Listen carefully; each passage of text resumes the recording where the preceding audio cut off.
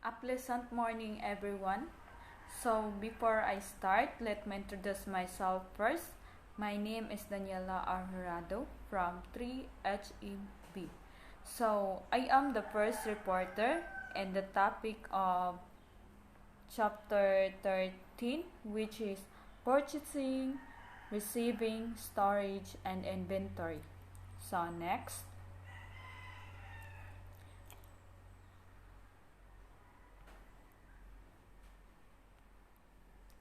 This chapter will help you first decide what, when, where, and how much liquor, beer, and wine to buy.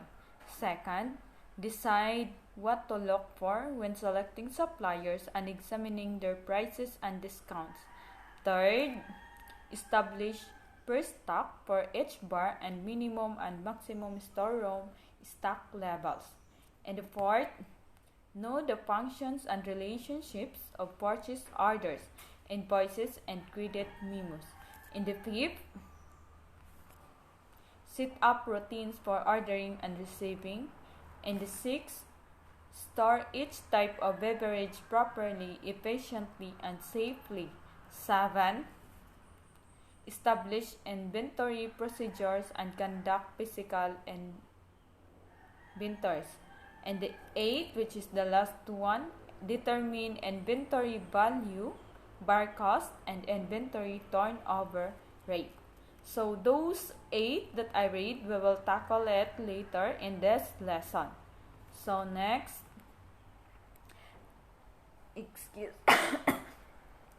the goal of beverage purchasing is to provide a steady supply of ingredients for the drinks you sell at cost that will maximize profits rather. Meaning, as we all know, each business has a goal. But let's say that your business is a bar. So, in order to have a successful business, the first goal of this is to have a steady supplier of the ingredients you use for the drinks that you sold for your customers, wherein it will make you earn profits. Meaning, the more you sold drinks, the more you earn profit rather.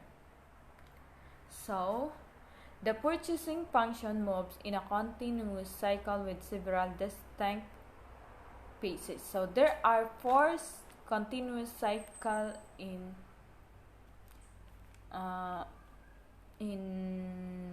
earning a profit. So these are the first one is planning and ordering, second receiving, third storing, and the last one is issuing. So when we talk planning and ordering in this part, selecting what you need at the most advantageous prices. So meaning before you ordered, you need to have a plan. So all you can do in this part is selecting what you need at the most advantageous prices is inquire until you find the lowest prices wherein the product was still in a good condition.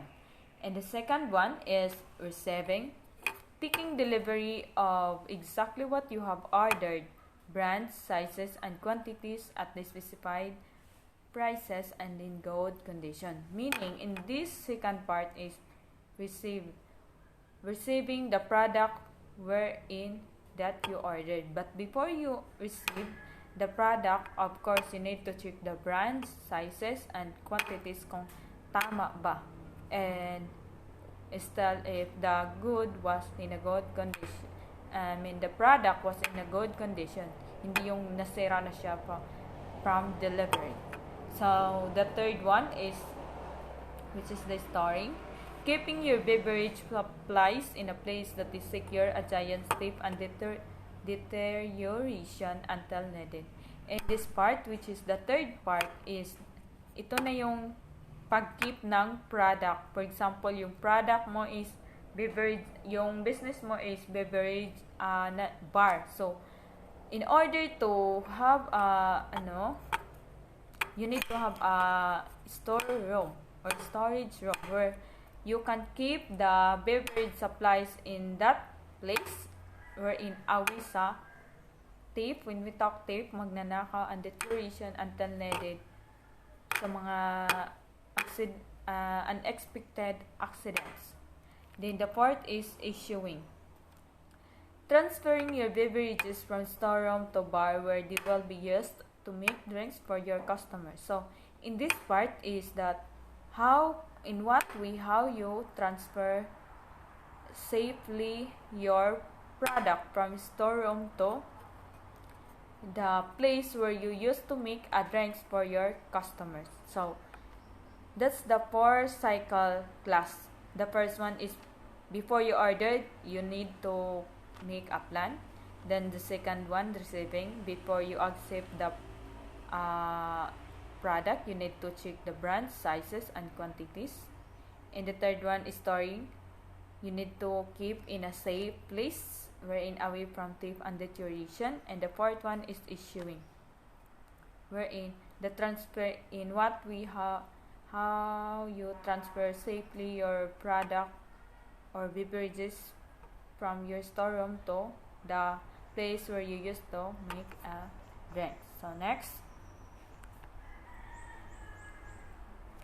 the sale of these drinks keeps the cycle resolving since you must continually replenish the supplies consumed. The cycle does not resolve by itself. However, it can be managed. Meaning, the sale, ang binta, that cycle is keep removing. Padayon lang gihapon siya. And since ingon ana ka bilis mag-supplies ang supplier, if you have already a supplier, kung gaano ka bilis palit kagad or palitan yung consume the product. However, that cycle, it's not resolved by itself only. Of course, there are the other process wherein gina-consider nila, which is the needs or the sales volume and customer taste. So, when you have a business, of course, you need to consider the sales volume. Doesn't mean na nagtayo ka ng business, kailangan ng the more stock of ingredients wherein you shouldn't do that. Of course, you need to consider the sales volume, kung gaano kabilis ang binta, tsaka ka pa magdami ng stock. And of course, the customer taste, you need to consider it. Kasi, ano naman kung marami kang binibinta, tas hindi naman nagugustuhan ng iyong customer. Then next to the market, which is the supply and price. Gaano ang presyo, kung nasa baba ba siya o medyo may kamahalan. To cash flow, wherein money available for investment. And to indicators of change in any of these factors. So next, today's trends, for example, include people drinking more liquor but choosing less expensive brands over all consumption. Meaning, less expensive, hindi gaano kamahalan yung presyo. Consumption was up 1.4% on 2009, the smallest increase in a decade. Americans buying their own liquor for home consumption, sales up 2.1% rather than paying for a drink at a restaurant. Sales down 3%, and bars attempting to carry as little inventory as possible and still meet customers' requests. So, sa ngayon na generation class is mostly people, they consume a wine for the house, wherein it helps your business. It's because the sales was up to 2.1% rather than they drink the wine in the restaurant, wherein sales down 3%. Kasi pag sa restaurant, medyo may kamahalan. Of course, di talaga sila gaano nagko-consume ng wine.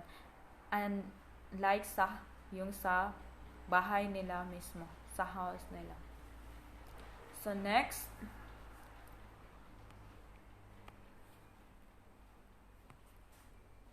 the beverage managers must keep an eye on trends from labor cost to the daily customer count. In a small operation, purchasing may be the responsibility of the bar owner or the head bartender.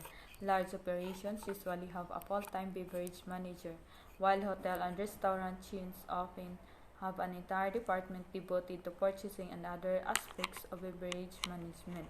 However, the principles and problems are much the same no matter how big or small the enterprise. So, because of that trends class, the beverage manager must keep an eye. Kaya for example, sa mga small business, it's ang pag-purchase dadaan ng wine is a big responsibility for the bar owner or the head bartender. Kaya for example, there are lots of people who buy that wine. So, of course, as a bar owner or head bartender, especially in a small business, you should have a supply wherein can easily or agad makaka-deliver once the product already sold. While the large operations, usually, they have a beverage manager already wherein a full-time. Kumbaga, naka-focus lang siya mismo the whole time. Unlike sa hotel, they have assigned people, worker, for that purchasing and beverage management. They already exclusive lang sila in that work which is related in beverage management. So next, purchasing is planning. Meaning, before you purchase, of course, you need to make a plan. The term purchasing, as it applies to food and beverage operations, is usually a two-step process. So, there are two-step process class when it comes in purchasing. So, the first one is selection process. It involves making the decisions about what is to be served, which brands, sizes, and quantities to buy, what to make from scratch or to purchase pre-made. Selection also impacts the amounts, styles, and sizes of glassware to be used. This must also be ordered in sufficient quantity and kept in inventory. So, the first one, which is the selection process, in this part class is, it involves dito yung making the decision.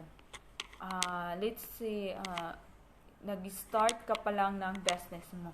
So, you need to think, ano ba dapat yung iserve mo sa customer? Kung ano ba dapat yung brands, tas gaano ba ka sizes, tas magkano ba lahat, kung ano ba magkano ba lahat bilhin, ilang bottle. When we talk quantities, pila ka buok. In selection process, nakasali na rin dito yung it impacts the amount or styles and sizes of glassware to be used, wherein you need to keep it in order for the inventory, because each business once a year has an inventory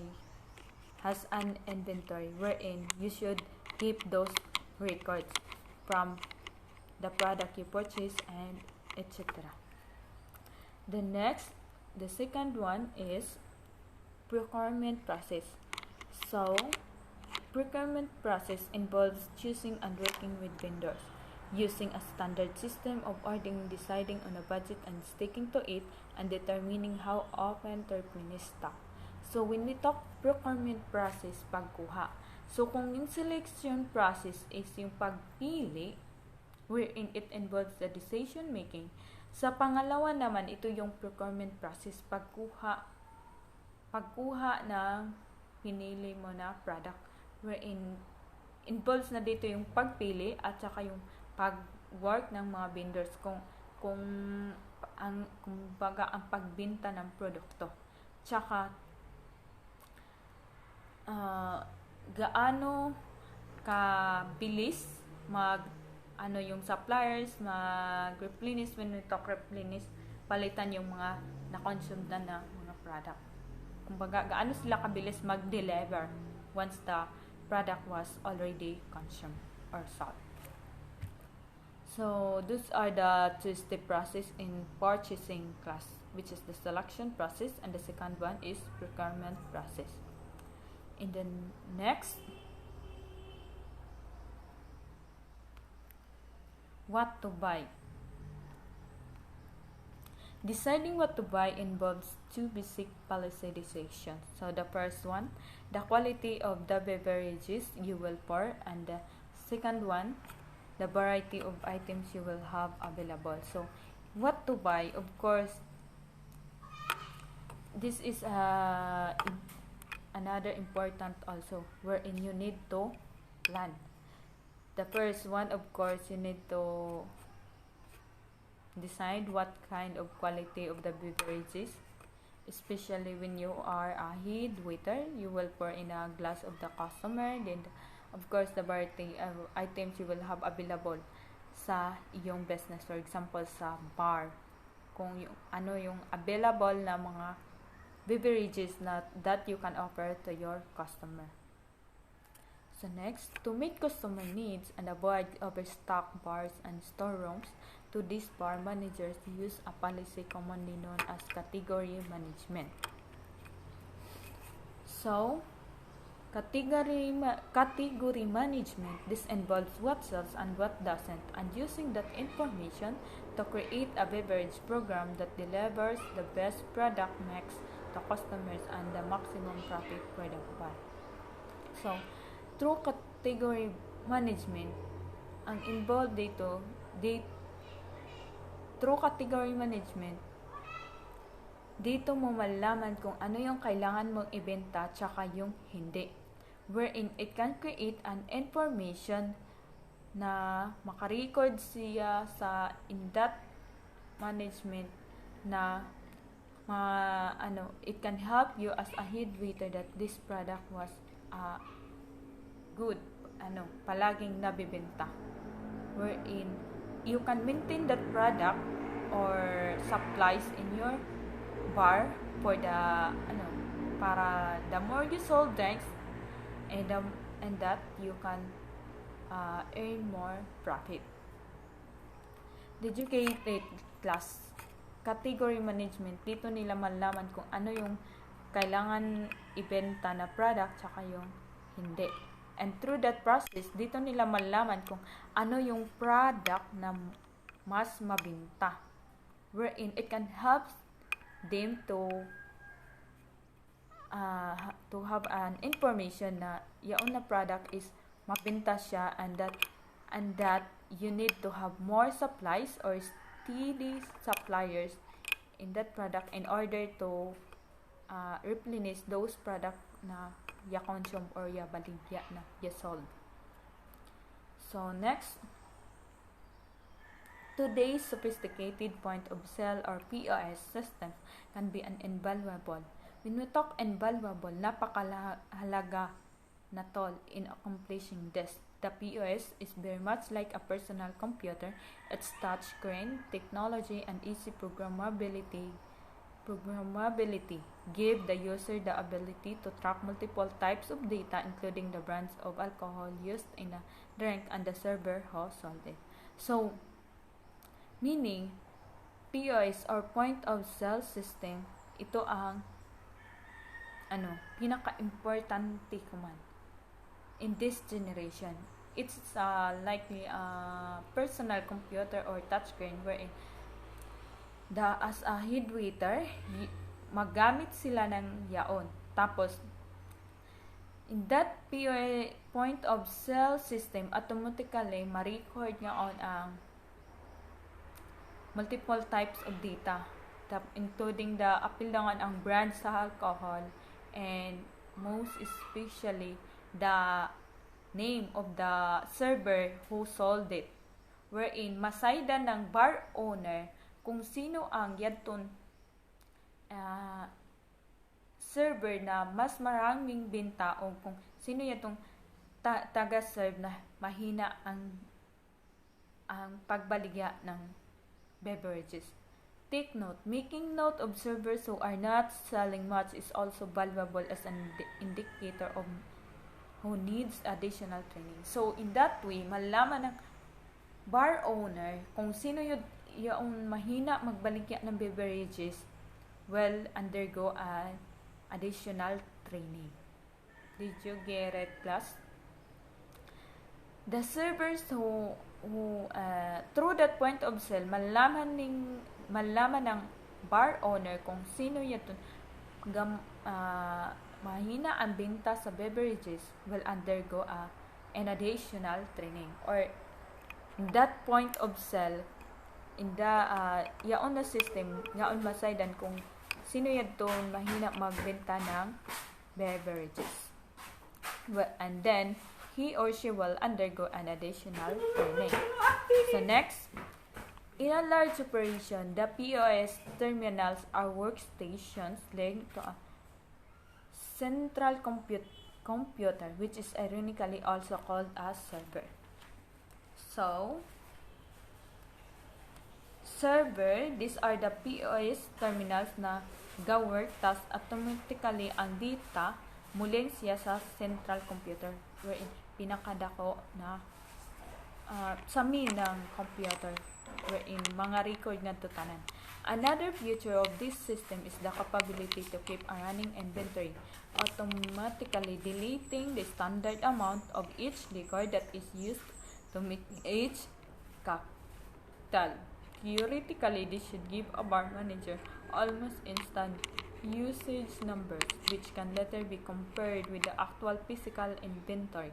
Some systems can even be programmed to drop purchase orders and email them to a wholesaler when inventory reaches certain levels. So, through that POS system, it helps also to a bar manager kay inisya na system automatically mag-record siya ng data and maka-run sub siya automatically ng inventory, wherein it helps sa mga bar manager i-compare ang inventory sa iyaon na system o sa true physically inventory. Did you get it, class? That system, computer siya na may kakayahan siya maka-run ng inventory, wherein easy the sub sa bar manager na i-compare ang inventory in that system and the inventory physically. Through that way, of course, masaydan gayud and that differences of between two. So, that system also maka-program siya sa drop purchase orders in once the inventory ang pinakamain na computer kumbaga yaka-program siya sa drop purchase orders, and once na ma-reach na ang product when it comes in the inventory, ila i-email dayon ang wholesaler that it's reach na nila ang certain levels for inventory. So next, in a large chain, computerization and category management are tremendously helpful. A company that operates several units can compare brand management among locations and refine the menus, inventories, and promotional strategies accordingly. So, there are hot brands according to the research firm from Impact Data Bank, and these are an established brand with a minimum 20% annual growth rate, a brand that has experienced double-digit growth rates for the past 3 years, a product that is new but significant in some way. Hot brands must also meet annual volume requirements. For spirits, 200,000 9-liter cases. For major domestic beer brands, 3.4 2.25 gallon cases. For other specialty beer brands, 1.1 million 2.25 gallon cases. For imported beers, 1 million 2.25 gallon cases. For domestic wines, to 250,000 cases. For imported ones, 200,000 cases. So, those are the hot brands according to the research of firm the Impact Data Bank. So, these findings are published regularly in Market Watch. Computers and technology gave bars and restaurants access to more specific brand information than ever before. So, through that research, it helps to the business people easily to locate the hot brands wherein they can use to sold in their brands, in their business or bar. Kaya for example, unlike sa una, before, nang wala pang research, it's really hard to them for the business people to na to hit something na maging successful in a business. Kaya they need to try one idea, try another beverages, try the other and the other one in order to hit the something for their successful.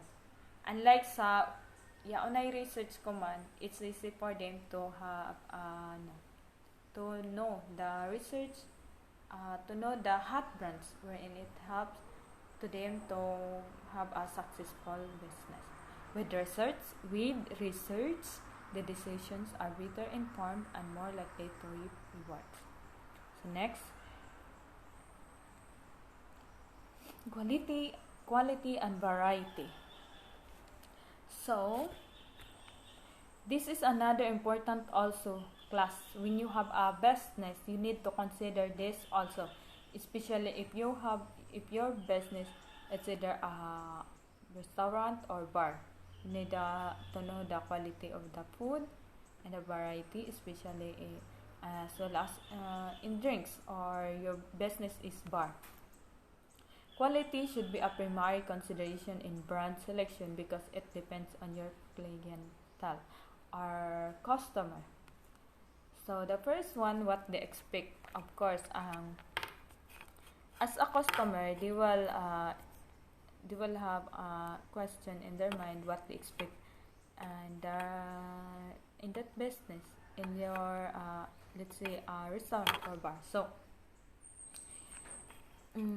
as a business owner, you should think it what they expect your customer, and lastly what they are willing to pay for that. Before you before you build a business, you need to think or know your customers, kung gaano sila, kung ano ba dapat ang i-expect nila.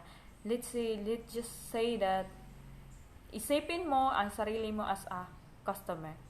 Dapat before you build a business, tatanungin mo sa sarili kung ano ba dapat yung i-expect ko sa iyaon na business, and kung gaano ako ka-willing magbayad in that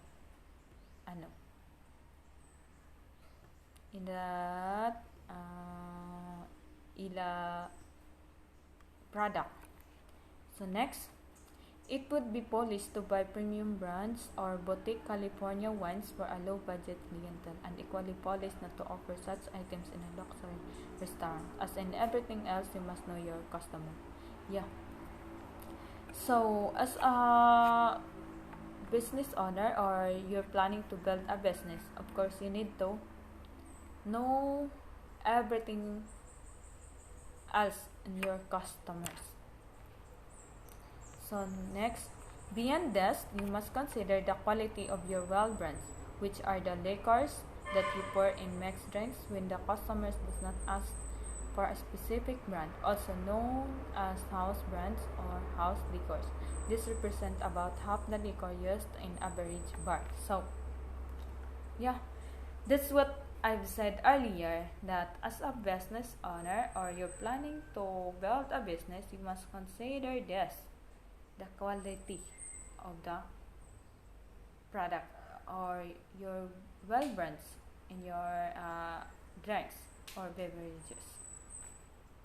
So next, Choose a set of well brands and stick with them for the sake of consistency in your drink recipe. Mini bars use inexpensive brands in the well on the jury that customers can tell the difference in a mixed drink. Meaning, as a head waiter or bar owner, you should set a well brands na dapat mag-stick na ka ngaon. Unlike sa uban na bars na gamit sila ng mga inexpensive, mga baratuhon na mga ilim nun na gitank nila na dili maka-recognize ang customers ng kalahian sa mga yamex na drinks, which is wrong. Dapat ikuan mo ganyan siya yaon. You shouldn't do that if you really want your business to be successful. Other bars use familiar advertised brands in the middle price range. So, ang uban na bars gagamit sila ng familiar o yung gina-advertise na mga brands wherein in the middle prices katamtaman ng di gaano ka baba yung presyo din gaano kamahalan. Still others use premium brands. This is sometimes called a premium well or super well that they feature with pride in their merchandising.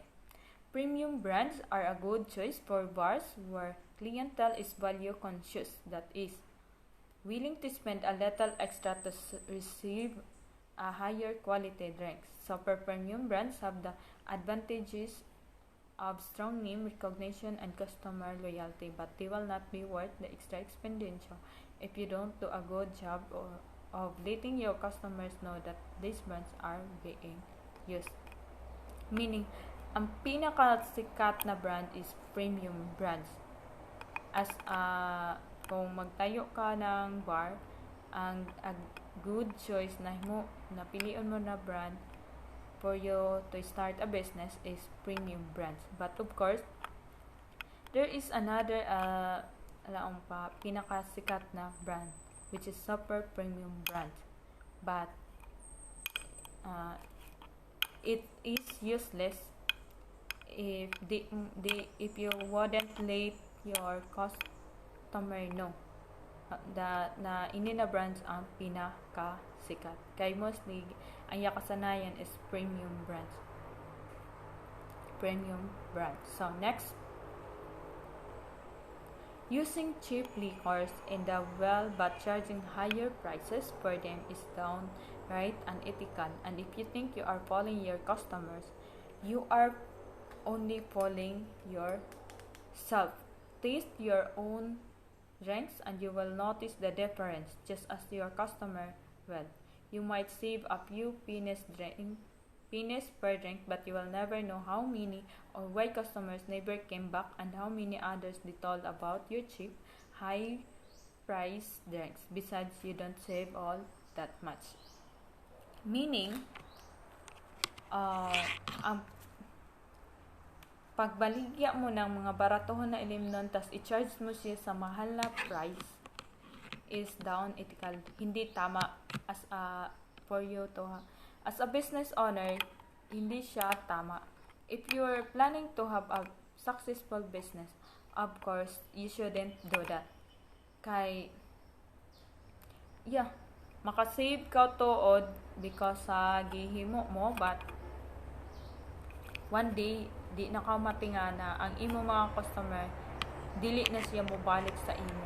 And that's because, of course, you think na ang imo gibaligya taraw na imnunon is dili nila ma-recognize kung uni gipansagol mo. But gihimo da mo ng katangahan ang imo sarili.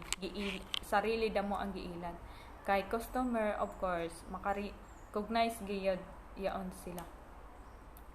And that, yes, maka-save ka agaw ng enough money, but wa mo gihuna-huna na the other day dili na mo patok pa ang imo business. Kay wa ka kahibawo na yaon mga customers mo na gipannabi dakaw ng imo mga baratohon cheap drinks gipang charge mo sa high price wherein diri dapat it's a You shouldn't do that as a business owner. So next, the second major decision is the variety of items you will stock. So the variety as well class, it is another important also as they say business owner. You should consider this also. Some bars take pride in never having to tell a customer, "I'm sorry, but we don't have that." Such a policy, while it can be good merchandising to certain types of clientele, has the potential of expanding inventory independently with items that do not move, liquor that does not earn a penny of profit except to the degree that it contributes to atmosphere and image on that great looking back bar. Meaning, there are some bars that they don't know how to say "I'm sorry," especially if the customer mag-suggest that product, but ano, they wouldn't offer. It's because it's dili siya available in that business, wherein as a head waiter or bar owner, you should know how to say sorry. Such kay on na policy, in that way it helps you also your business na magkaroon ng good image kaysa di ka kahibaw mag sorry, wherein it can create a bad image to your business. So next, many bars prefer to limit their offerings to popular and well advertised brands of each item, with the number of brands varying with the type and size of the operation. If a customer calls for a brand that you don't carry, you probably won't lose either the sale or the customer if you can offer a well-known brand of comparable quality. Be sure to offer the alternate to the customer. However, do not try to substitute another brand without the customer's knowledge. That is a very bad practice that will only create an image of mistrust for your place and your bartenders. Meaning, kadaghanan bars ginalimit nila ang pag-offer ng mga popular and well-known advertised na brands sa kada nila product. Kaya nga of course ga-stay sila sa product na mas kung ano ang patok na mabinta sa ila business. And of course, if the customer mag-ask siya yaon na brand or yaon ang ginahanap, it's not a loss. Dili yaon laong pakawalan sa imo, but kawalan sa imo unless mag-introduce da ka lang ng lain na brand. But don't ayaw pag-suggest sab na yaon na brand wherein waray knowledge ng customer, kay it is a bad practice also, or makaka-create ng bad image sa inyo sa isa ka business and as for you as a bartenders. So next, still another approach is to deliberately limit the number of brands and items that you stock by developing a printed drink menu based on a small number of beverages. Most customers will respond to such a menu by ordering from the drinks listed. Questions of cold brands and unusual drinks seldom come up. Meaning, another approach is i-limit ang number ng brands na mag-istakaw sa imo bar. Kaya nga you should just focus on the drinks or beverages that was offered in the menu or the drink listed in your drink receipt. Kaya pag once mag-order ang customer, of course ngadto sa gid siya mag-focus. So next, where you draw the line on the numbers of brands and items that you stock will depend on your clientele. Meaning, ang pag-stock mo ng brand o item, yaka depende isab yan sa imo clientele. When we talk clientele, customer, your type of enterprise, ano ba na klase ng business, your volume of business, and the money available for such an investment. However, it is wise to draw the line somewhere, then hold it. A common mistake is to let your inventory grow over time to unmanageable levels. Products do fall out of fashion as in any industry. One way to avoid a proliferation, when we talk proliferation, ang paglaganap ng brands and battles is never to add a new item on predictable demand without eliminating a slow-moving item from your list. In this case, slow-moving means a product that takes 9 months or longer to use up a single battle. So meaning ang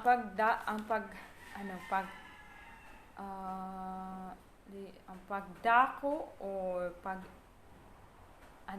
ng business mo, pag-expand is yaka depende sa imo customer. But of course, you should in the first place, you should manage it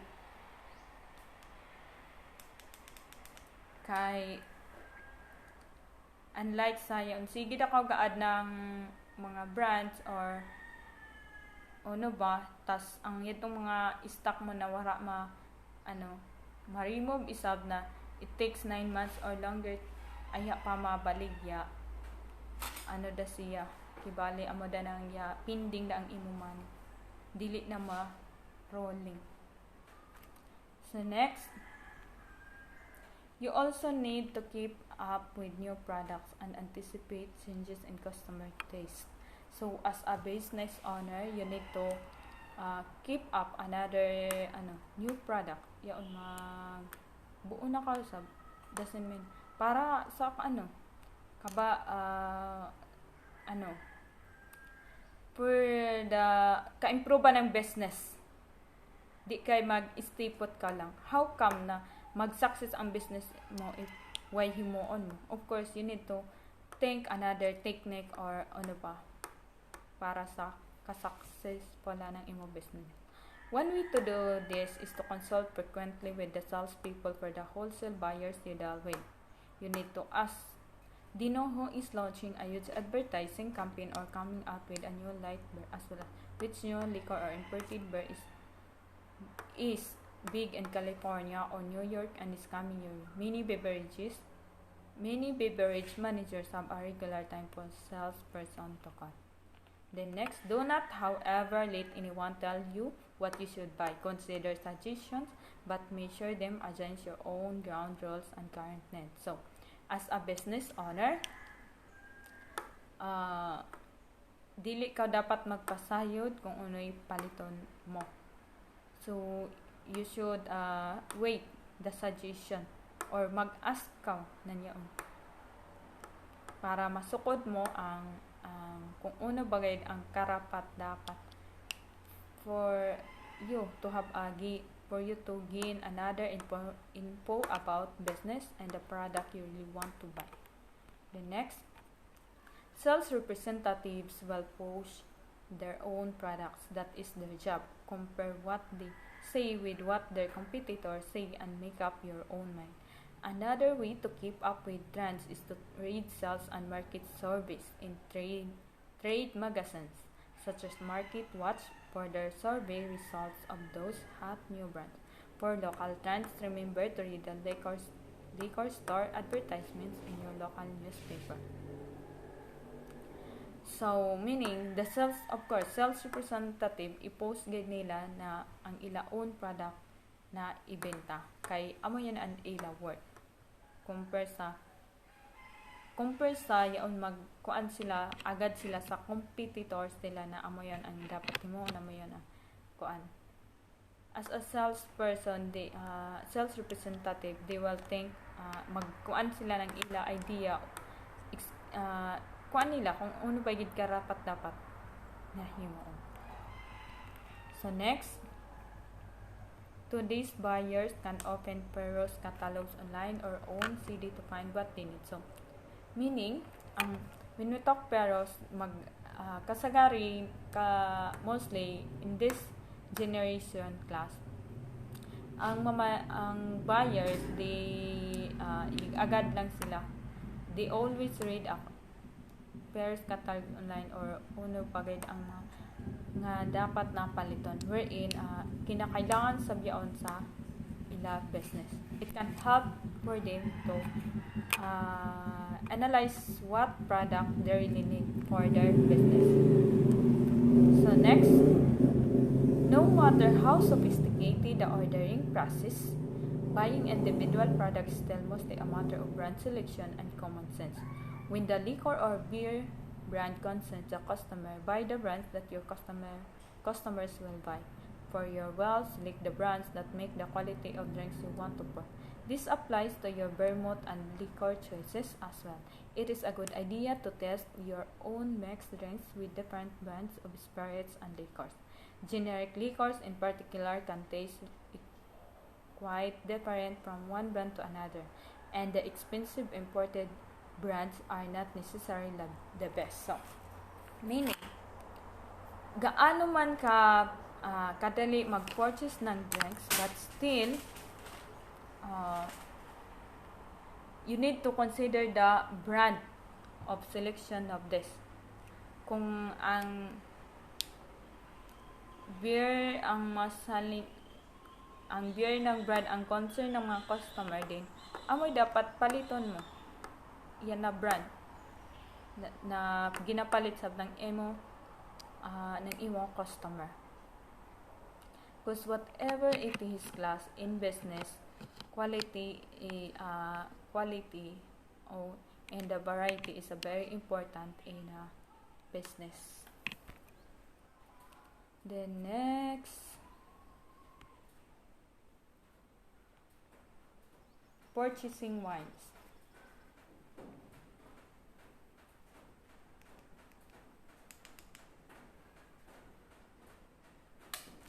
Buying wines is somewhat more complicated than buying beers and spirits.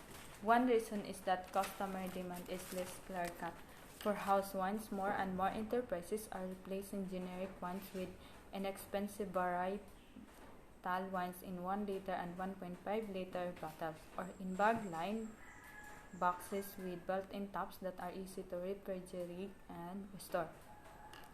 Meaning, buying wines, ang pag-purchase ng wine is somewhat pinaka-complicated yan kaysa magpalit ka ng beer and other spirits beverages. Isa sa mga rason is that ang customer demand is pababa ng pababa. Kay for how some people o mga tindahan, instead na pure na wine ang ila ginabenta is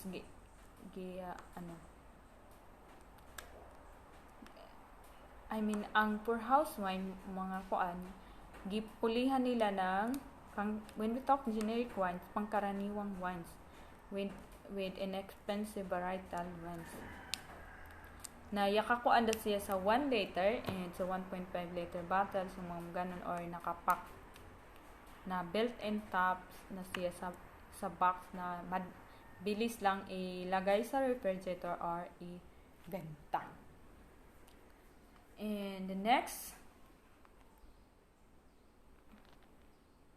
some restaurants pour house wines by the glass from boxes or later bottles and have the same wines available for sale by the standard 750 ml bottle. So, meaning, purchasing wine is mostly pinaka-complicated kay pinaka-complicated. Kanaman kasag halos mga restaurant ngayon ang na nila yung house wines, which is yung mga wines na inexpensive kaysa pure na wines wherein it takes days. I don't know for how many days. All I know is some more complicated when it comes in purchasing wine. So, an alert waiter can often convert orders for 2 or 3 individual glasses to a bottle of wine for the table. So next, fine whites and reds require special purchasing decisions. Meaning, fine whites and reds require a special purchasing decision. You need to make a plan before you purchase. These wines should not be sold to customers before they are ready to drink. Meaning, ang fine whites and red wines, hindi pa dapat siya kailangan ibenta sa mga customers unless na dili pa ini siya ready to drink. This means you must tie up your money in the wine cellar while they mature or take a chance on purchasing them later at higher prices if they are still available. Meaning, ang imo money, bali mag-ano pa siya, pending, kumbaga, kay it takes, days or weeks before pa siya mabenta ang wine. Ang wine wherein, matured na siya sa higher prices if they are, kung available pa sad. Keep supplies of the wines on your list in line with demand without overbuying. If you run out, you lose sales and disappoint customers. But if you overbuy, you have money tied up unproductively and may run the risk of having a wine outlive its lifespan in storage. Meaning, as a bar business owner or bar owner, you need to buy wine na di pa siya ready to drink, but you need to i-store lang. But nakalagay na istipot sa ang money ang money mo pending mga. But it's okay kaysa mag-wait ka na ma-mature ang wine kung kailan ready to drink na siya, tas yaon na siya sa mahal na presyo, tas wa pa ka kahibaw na dili na ba siya wa pa ka kahibaw kung may available pa ba or wala na, wherein it will make your customer disappoint if there is no stock or waray available sa imo bar. So next, so that's all class. Thank you for listening. Once again, good morning.